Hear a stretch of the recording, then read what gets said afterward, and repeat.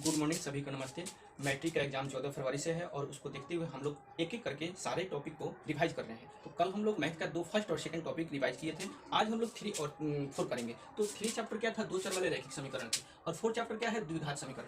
तो दोनों चैप्टर से काफी क्वेश्चन बनने की संभावना है। जितने सारे क्वेश्चन बन सकते हैं वो सारे क्वेश्चन हम लोग एक एक करके करेंगे, क्योंकि एक नंबर काफ़ी इंपॉर्टेंट है परीक्षा हॉल में, तभी हमारे अच्छे से अच्छे नंबर आ सकते हैं। और इस चीज़ को आप लोग बिल्कुल इग्नोर नहीं कीजिएगा, क्योंकि सारे सिलेबस हम लोगों का ऑफलाइन में खत्म हो चुका है और अब हम लोगों को पूरा की पूरा एनर्जी लगाने की जरूरत है, ताकि हम लोग को इतना कॉन्फिडेंस बना रहे कि हम लोग परीक्षा हॉल में सारे क्वेश्चन बिल्कुल नॉर्मल और आसान से आसान तरीके से हम लोग कर सके। तो चलिए चलते हैं, जितने सारे क्वेश्चन बनने की संभावना है वे सारे क्वेश्चन हम लोग एक एक करके करेंगे। तो दो चर वाले रैखिक समीकरण क्या होते हैं? तो दो चर वाले रैखिक समीकरण जो होते हैं, अगर इस फॉर्म में रहता है ax plus B Y plus C बराबर 0, जहां a नॉट इक्वल टू 0 और b नॉट इक्वल टू 0, तो ऐसे फॉर्म को हम लोग दो चर वाले रैखिक समीकरण कहेंगे। हालांकि इस सब का डिफिनेशन हम लोग करके अपना नोट्स बनाए हैं। आप लोग क्या करोगे, अधिक से अधिक रिवाइज जो स्टूडेंट करेगा उसी का नंबर होगा, जो हार्ड वर्किंग करके जाएगा उसी का। दो चर वाले समीकरण में हम लोगों को हल करने को आएगा क्या कि ज्यामितीय हल कीजिए। तो ज्यामितीय हल करने को कहेगा, तो यहाँ तो लिखा हुआ है A X plus B X plus C बराबर 0, यानी दो चर वाले रैखिक समीकरण। दो चर काहे बोल रहे हैं, क्योंकि एक्स और वाई दोनों दो चर है इसमें। तो जब इस रूप में होगा तो हम लोग इसको हल कैसे करेंगे। हाँ, आप लोगों को देखना है कि किस रूप में कह रहा है हल करने को, ज्यामितीय हल। तो ज्यामितीय हल जब कहेगा तो इसको हम लोग एक पद को, किसी एक चर वाले पद को एक तरफ एलएचएस या आरएचएस में रख के बाकी सारे पदों को एक तरफ कर देंगे। तो जैसे इसको चेंज करेंगे तो हम लोग इस तरह से हो जाएगा। जब ज्यामितीय फॉर्म बोलेगा तो आप लोग क्या करोगे, सबसे पहले एक बॉक्स बना लोगे। बॉक्स बनाकर क्या करोगे, उसमें कम से कम 2 बॉक्स बनाना और अधिक से अधिक 3 बॉक्स बना लेना। अधिक से अधिक 4-5 बॉक्स बनाने से कोई फायदा नहीं है। और ऊपर वाला में x लिखना, नीचे वाला में y लिखना। कब, जब ज्यामितीय हल कहेगा तब। तो जब ज्यामितीय हल कहेगा तो ऐसे कर लोगे, फॉर्म कर बॉक्स बना लोगे। हालांकि ये सारा चीज हम लोग पढ़े हैं ऑफलाइन में। अब आप लोगों को अधिक से अधिक एनर्जी लगाकर पढ़ना है। तो जब ऐसे कहेगा तो क्या करोगे आप लोग, तो इसको हल करेंगे। तो इसमें यहाँ y है, y का मान जैसे रखोगे x का मान अपने आप आते जाएगा। और जो हमारा ग्राफ होगा उस ग्राफ में हम लोग क्या करेंगे, जैसे इस टाइप का हम लोग को ग्राफ खींचना होगा। यहाँ x होगा, यहाँ y होगा, यहाँ x होगा। तो जैसे यहाँ रखेंगे, अगर हम यहाँ 1 रखते हैं तो यहाँ हो जाएगा 1 रखते हैं तो ये हो जाएगा 8 हो जाएगा 4। यदि यहाँ हम -1 रखते हैं तो ये हो जाता है 2 और 1 हो जाएगा, कटाने पर 1 हो जाएगा। उसी तरह से यदि हम यहाँ 3 रखते हैं तो ये हो जाएगा 9 सॉरी -3 रखते हैं तो 9 हो जाएगा, 5 तो 2 यहाँ हो जाएगा, ये हो जाएगा -2 हो जाएगा। तो ये चीज जो है x और y को जैसे लेकर करेंगे तो हमारा एक ज्यामितीय हल होगा। ज्यामितीय हल जैसे मिलेगा ये इस तरह से कहीं ना कहीं काटेगा, उससे हम लोग डॉट डॉट एकदम लंबवत मिलाएंगे तो उस तरह से हमारा x और y दोनों का आंसर हम लोग को प्राप्त हो जाएगा। अब आगे हम लोग को क्या है, करेक्ट दो समीकरण युग्मों को हल से संबंधित महत्वपूर्ण ये जो है ना महत्वपूर्ण बिंदु है।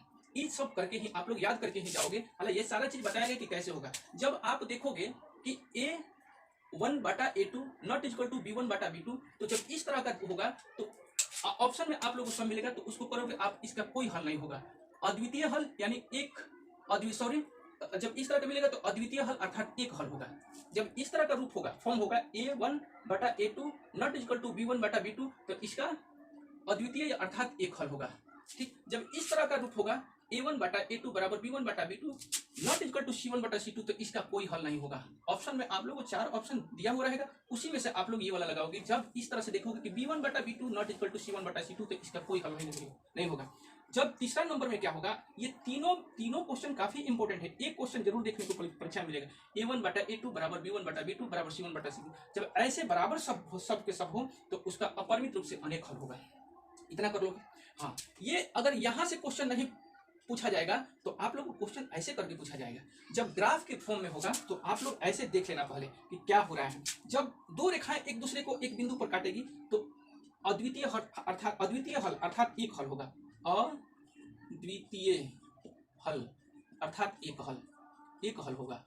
ऐसे देख लेना, ऐसा ग्राफ होगा तो एक हल होगा। जब दोनों रेखाएं एक दूसरे के समानांतर हो जाएगी ग्राफ पर तो उसमें कोई हल नहीं होगा, उसका कोई हल नहीं होगा। जब एक रेखा दूसरी रेखा दोनों रेखाएं एक दूसरे के सममित हो, यानी एक के ऊपर एक हो, जैसे इसमें 2 रेखा बनाए हैं, तो इसका अपरिमित रूप से अनेक हल हो जाएगा। जब ऐसे आप लोग देखोगे इस रूप को तो इसमें अपरिमित रूप से इसका अनेक हल होगा। तो यहाँ से भी क्वेश्चन या फिर यहाँ से क्वेश्चन। हाँ, सबसे इंपॉर्टेंट बात क्या है कि जब हम लोग द्विघात समीकरण की मैथ बना रहे थे तो उसमें कई रूप कई फॉर्म था और सब अलग अलग तरीके से वो सारे चीज हम लोग हल कर रहे थे। तो उसमें मुख्य जो था तीन रूल था, तीनों नियम जो था, ये नहीं कि आप लोग जल्दीबाजी देखकर किसी भी रूल में कर दोगे। ऊपर क्वेश्चन दिया रहेगा, क्वेश्चन का ऊपर हेडिंग जरूर पढ़ोगे, किस रूप में किस तरह से हम लोगों को कह रहा है हल करने के लिए, जल्दीबाजी नहीं करोगे। जैसे 3 रूप आप लोगों को मिलेगा, कौन कौन? नंबर 1 में मिलेगा प्रतिस्थापन विधि, दूसरा में मिलेगा आप लोगों को विलोपन विधि, तीसरा में आप लोगों को मिलेगा प्रतिस्थापन विधि। अब जिस विधि से कहेगा उसी विधि से आप लोग हल करोगे। प्रतिस्थापन विधि में क्या करेंगे कि एक चर वाले पद को के स्थान पर दूसरे समीकरण में उस चर पद के मान को रखकर हल किया जाएगा। विलोपन विधि में एक चर वाले पद को दूसरे चर वाले पद से उसके साइन चेंज करके कटाकर किया जाएगा। तो ये सारा चीज हम लोग हालांकि पढ़े हैं, इसका रूल भी हम लिखवाए हैं। ये तीनों रूल आप लोग जरूर पढ़ के जाओगे। आप लोग सारे के सारे इसी टाइप के क्वेश्चन होंगे। क्वेश्चन या तो यहाँ से बनाएगा या फिर यहाँ से या फिर यहाँ से। एडजेक्टिव का क्वेश्चन यदि अधिक से अधिक करना है तो ये सारी बातों को आप लोग को आराम से पढ़कर और उससे संबंधित सारे क्वेश्चन को करके जाना है।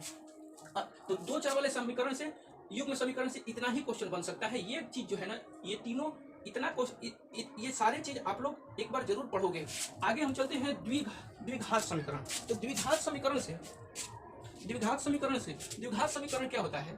तो द्विघात समीकरण जैसे X square plus B X plus C, अगर इस रूप में रहता है तो उसको द्विघात समीकरण कहते हैं। द्विघात समीकरण में a नॉट इक्वल टू 0 होता है। अगर यहाँ 0 कर दिया जाएगा तो ये द्विघात समीकरण नहीं होगा। हाँ, आप लोगों को परीक्षा में एडजेक्टिव में क्वेश्चन मिलेगा देखने को कि निम्नलिखित में कौन द्विघात समीकरण नहीं है। तो याद रखना कि अगर चर राशि अगर रूट में हो तो उसको आप लोग द्विघात समीकरण नहीं कहोगे। दूसरा नंबर, अगर घात बटे के फॉर्म में हो तो उसको भी द्विघात समीकरण नहीं कहोगे। या फिर ये घात यहाँ भी हो सकता है, यहाँ भी हो सकता है, तो उसको द्विघात समीकरण नहीं कहोगे।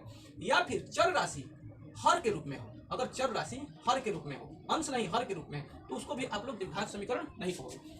और क्या क्वेश्चन पूछ सकता है? जैसे अगर हम यहाँ क्वेश्चन लिख रहे हैं 5x square plus 2x minus 3 बराबर 0, पूछेगा क्या कि एक्स स्क्वायर का गुणांक क्या होगा? गुणांक क्या होगा? दूसरा क्वेश्चन, एक्स का गुणांक क्या होगा? तीसरा क्वेश्चन क्या पूछ सकता है कि दिए हुए समीकरण में पदों की संख्या कितना है? पदों की संख्या कितनी है? ये 3 क्वेश्चन इस समीकरण से, द्विघात समीकरण से पूछता है। तो यदि आप लोगों से एक्स स्क्वायर का गुणांक पूछेगा तो देखेंगे कि इसमें एक्स स्क्वायर कहाँ है। तो एक्स स्क्वायर यहाँ है, इसके गुणांक है, गुणांक मैंने गुणा, तो इसमें 5 है। 5 ऑप्शन में आंसर होगा, करके आओगे। एक्स देखोगे कहाँ है, एक्स यहाँ है, इसके साथ क्या है तो 2 है, ये करके आओगे। अगर आप लोगों से ये पूछ देगा कि इसमें बताओ पदों की संख्या कितनी है, तो आप लोग काउंट कर लोगे 1 2 3, पदों की संख्या 3 है। ऐसे करके जरूर आप लोग करोगे। हालांकि ये सारा चीज हम लोग बताए हैं, लेकिन परीक्षा काफी नजदीक होने के कारण हम लोगों को अधिक से अधिक क्या पढ़ना है, ताकि परीक्षा और स्टूडेंट परीक्षा अलग चीज होता है, उसमें 100 ही क्वेश्चन आप लोगों को मिलेगा और 100 क्वेश्चन सारे बुक से ही होंगे। तो अधिक से अधिक आप लोगों का रिवीजन जो है वही क्या करेगा, आप लोगों को एनर्जेटिक करेगा, ताकि आप लोग परीक्षा में अधिक से अधिक क्वेश्चन करके आओ। आगे हम चलते हैं। तो आप लोग द्विघात समीकरण कौन होगा कौन नहीं होगा वो भी समझ गए, इससे संबंधित कितने क्वेश्चन बनेंगे, क्या क्या गुणांक होता है वो भी समझ गए। अब एक और चीज पूछेगा कि विवेचक का सूत्र क्या होता है। द्विघात समीकरण में विवेचक का सूत्र हम लोग पढ़े हैं, डिटर्मिनेंट उसको कहते हैं और डी से सूचित करते हैं। डी बराबर होता है बी स्क्वायर माइनस 4ac। तो ये वाला चीज जो है आप लोग याद कर लोगे।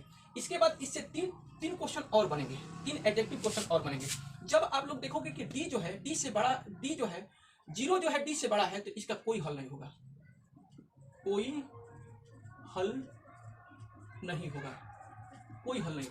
जब देखोगे कि डी से 0 बड़ा है, कहने का मतलब डी माइनस में आ जाएगा, तो डी 0 बड़ा होगा तो उसमें कोई हल नहीं होगा। जब डी जो है 0 से बड़ा होगा तो इसका हल होगा, हल वास्तविक होगा। जब देखोगे कि डी 0 के बराबर है तो समान हल होगा, समान और वास्तविक होगा। तो ये सारा क्वेश्चन काफी VVI है, ये सब आप लोग करके जाओगे परीक्षा में। ये यहाँ से क्वेश्चन जरूर बनता है, क्वेश्चन यहाँ से बनता है, क्वेश्चन यहाँ से बनता है। जितना द्विघात समीकरण है, तो 2 चर वाले रैखिक समीकरण है, ये तीनों जरूर आप लोग पढ़ के ही जाओगे। आगे हम चलते हैं।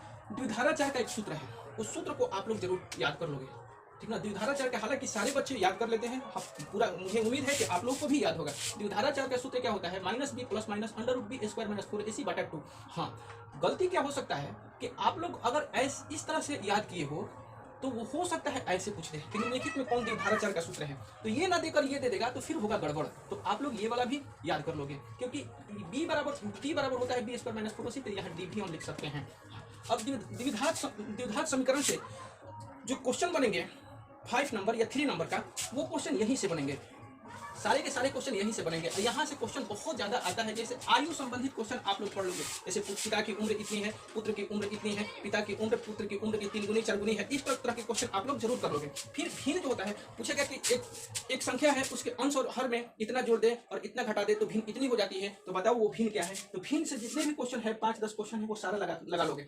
उलट पुलट वाली संख्या जो है काफी इंपॉर्टेंट है। जैसे पूछता है क्या कि दो संख्याओं का योग इतनी है, शंखों को उलट देने पर संख्या इतनी हो गई, तो बताओ संख्या क्या होगा। तो उलट पुलट वाला संख्या भी आप लोग कर लो। उसमें नाव धारा के क्वेश्चन है, उससे कर लोगे। जब नाव धारा के क्वेश्चन कर लोगे तो उसमें एक होता है दूरी बराबर ये वाला फॉर्मूला याद रखना कि चाल गुणे समय।